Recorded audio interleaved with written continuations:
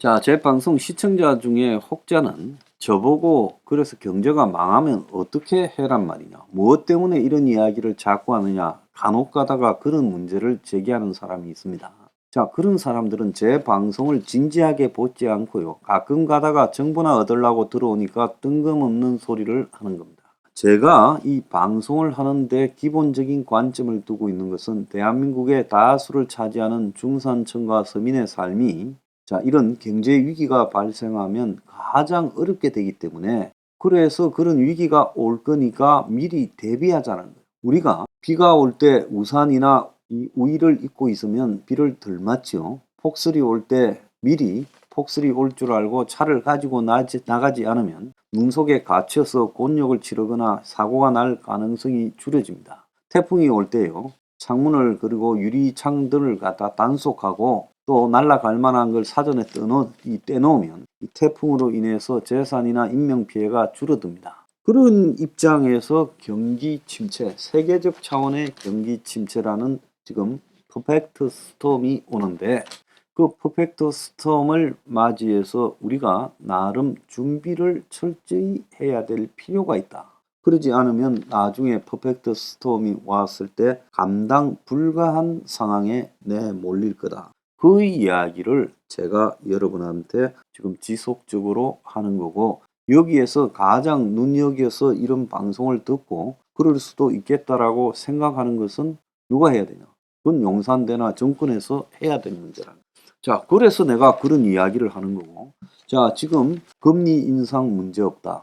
이제 금리가 내려온다. 인플레도 내려온다. 그리고 더 나아가서 부동산도 하반기쯤에 안정된다라고 말하는 사람들한테 제가 묻습니다. 당신들은 무슨 근거로 그렇게 말을 하는 겁니까? 당신들의 그런 말 속에 근거가 있습니까? 미국이 2월 초에 2월 1일 날 0.25를 올려도요, 미국의 금리는 현재 4.5에서 4.75로 갑니다. 3월 달에 0.25를 올려도 이제 5%가 됩니다. 그러면 이게 금리가 올라가는 폭을 줄였다고 금리 인상이 다시 내려가는 게 아니지 않습니까? 인상이 중단된 게 아니잖아요. 다만 과거에 0.75씩 4번 올리고 그 다음에 0.5로 줄여서 올리고 이제 0.25로 올리는 부분은 미국 경제가 굉장히 침체될 가능성과 확률이 높아지기 때문에 그나마 좀 자제하는 것 뿐이죠. 자, 그래서 그런 부분들을 왜곡해가지고 아마 미국 연준이 하고 싶은 대로 한다면 금리를 지금 당장 한 7%, 8% 올릴 거예요. 자, 경제가 지금 무너질라 하는데 그렇게 많이 한꺼번에 올릴 수가 없으니까 이렇게 올리는 폭을 조절하면서 경제적인 지금 상황을 봐가면서 조금씩 올리는데, 자, 그럼 미국의 지금 물가 상승률이 잡힌 거라고 생각해요. 절대 아니다고 나는 보고 있습니다. 그래서 미국이 금리를 왜 올리는가가, 금리 올리는 게 원인입니까? 결과입니까? 제가 전에도 이야기했듯이 금리를 올리는 것은 인플레가 심하니까 그 결과로 인플레를 잡기 위해서 물가를 잡으려고 금리를 올려서 통화량을 갖다가 시중에 유통되는 통화량을 그리고 통화의 유통 속도를 그걸 갖다 흐름을 이렇게 떨어뜨리는 거죠.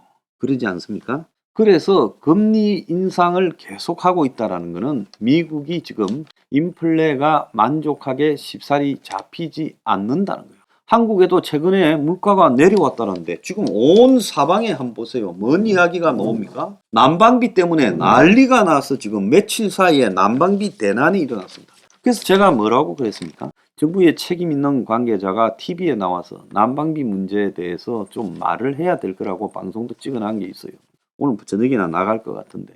그래서 그렇게 해야 되는 거죠. 그렇지 않습니까? 그래서 희망사항이 금리 내려가는 거고 인플레가 완화되는 거라 하지만은 지금 한국도 공공요금부터 가스비, 난방비부터 전기세까지 전부 올라가는 추세지 않습니까?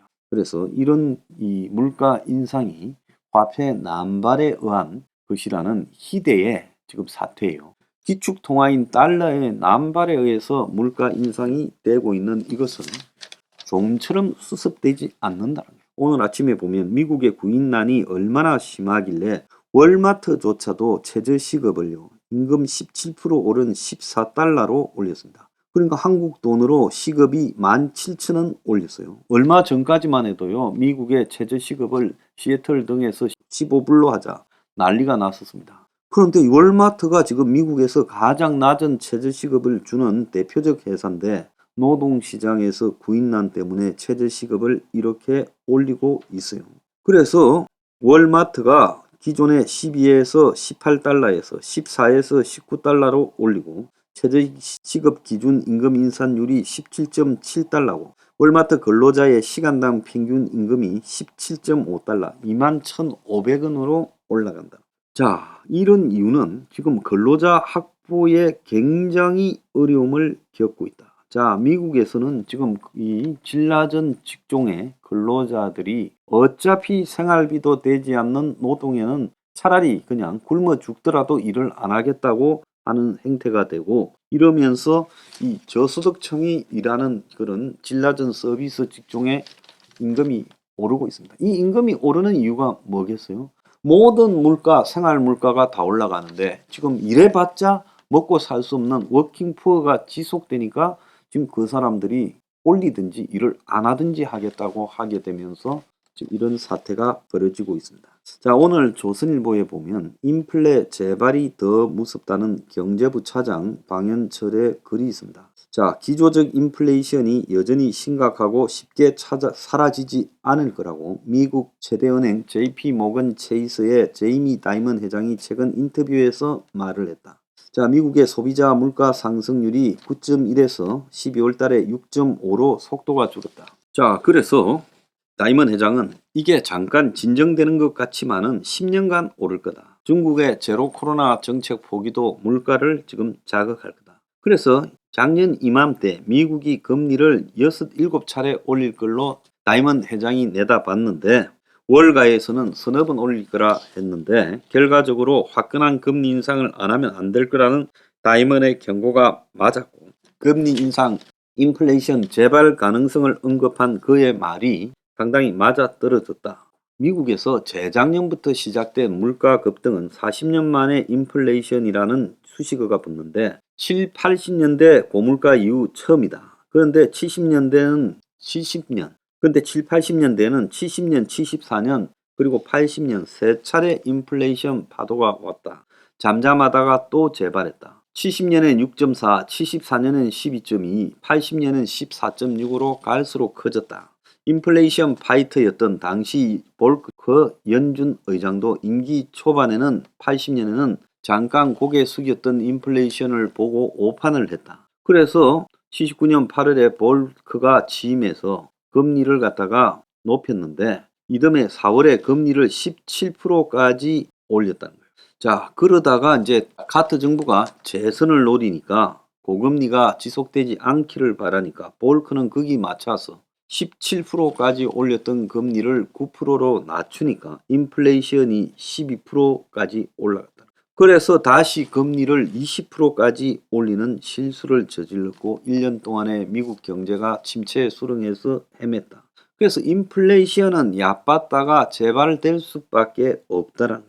자, 월가의 다수는 올해 상저하고 그래서 하반기에는 금리가 내려가고 그래서 정상적으로 경제가 지금 성장할 거다라고 보고 있는데 이 다이먼 회장은 인플레이션에 대한 이런 낙관론을 경고하고 있고 파월 연준 의장도 올해 안에 금리 인하가 없다고 말하는데 그런데도 사람들은 그렇게 해석을 하지 않고 있는데 미국에서는 다시 인플레이션이 불을 붙고 침체가 길게 갈 가능성에 대해서 대비해야 된다는 말이 많다. 수출에 의존하는 한국은 미국이 기침만 해도 몸살을 앓으니까 지금 안개 속이다. 앞 미래가. 그런데 추경호는 지금 상저하고 하반기에는 회복될 거라고 이야기를 하고 있고 그래서 상반기에 정부 예산 65%를 쏟아붓겠다고 하는데 이것만 맹신하다가 실탄이 떨어지고 하반기에 그야말로 경제가 계속 침체되는 L자형으로 가게 될 때, 그 장기 침체가 될 때 정부가 대비책이 있냐? 경기 부양 정책은 상반기에 올인하기보다는 고통이 길어질 때를 대비해서 분산할 필요가 없는지 따져봐야 된다. 제가 하던 이야기 아닙니까? 조선일보 경제부 차장이 그대로 이야기하고 있어요. 그래도 이 방현철 씨 양심적입니다. 자, 이 경제요, 상저하고 웃기는 소리입니다. 70년대, 80년대의 미국의 인플레이션은 달러 남발에 의한 인플레이션이 아니라 하나 빠진 게 있어요. 그때는 공급망에 문제가 생긴 인플레이션입니다. 오일 쇼크, 그리고 이 달러 금태환, 그래서 발생했던 부분이에요. 그런데 지금 미국이 겪고 있는 인플레이션은 전적으로 2008년 금융위기와 2020년 코로나 때 달러 남발을 통한 인플레이션. 그러니까 70년대, 80년대의 인플레이션보다 훨씬 심각하다라는 겁니다. 자, 정신 차려야 돼요.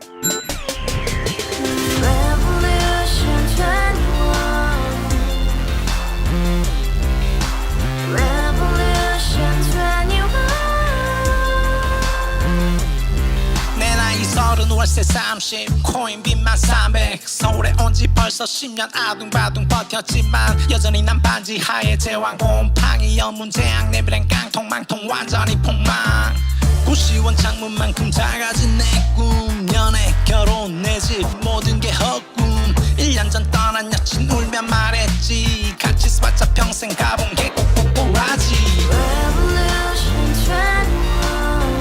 가바후스 700 나도 소유주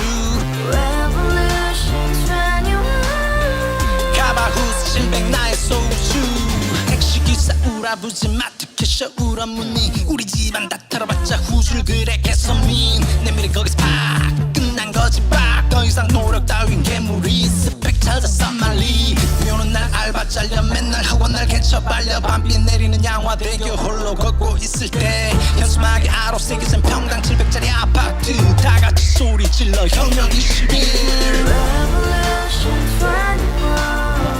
가바후스 700 나도 소유주 가바후스 700 나의 소유주 Together in the house, brand new day, and your dream had just begun.